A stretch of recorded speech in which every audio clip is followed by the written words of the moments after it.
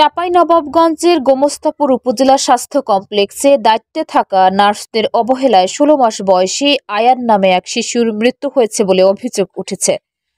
শনিবার সকালে গোমস্তাপুর উপজেলা স্বাস্থ্য কমপ্লেক্সে চিকিৎসাধীন অবস্থায় শিশুটির মৃত্যু হয়। মৃত শিশুটি উপজেলার রহনপুর পৌর এলাকার মুক্তাশা হলপাড়া গ্রামের বাসিন্দা আমিনের ছেলে। অবহেলায় শিশুটির মৃত্যুর খবর পেয়ে পরিবারসহ আত্মীয় স্বজন ও এলাকাবাসী হাসপাতালে এসে উত্তেজিত হয়ে পড়ে। পরে পুলিশ হাসপাতালে এসে পরিস্থিতি নিয়ন্ত্রণ করে। এ ঘটনায় হাসপাতাল কর্তৃপক্ষ ৩ নার্সকে সাময়িক বরখাস্ত করেন।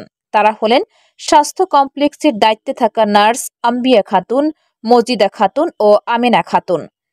শিশু আয়ানের বাবা আমিন জানান, ডায়রিয়াজনিত কারণে গত বুধবার বিকেল ৪টার দিকে তার ছেলেকে উপজেলা স্বাস্থ্য কমপ্লেক্সের শিশু ওয়ার্ডে ভর্তি করেন। এরপর ঠিকভাবে চিকিৎসা পাচ্ছিলেন না তিনি। গত শুক্রবার রাত ৮টার পর থেকে তার ছেলের অবস্থা আরও খারাপ হতে থাকে।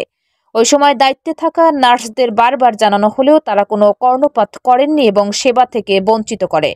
সঠিকভাবে সেবা প্রদান করলে অবহেলা এভাবে তার ছেলের মৃত্যু হতো না বলে তার অভিযোগ।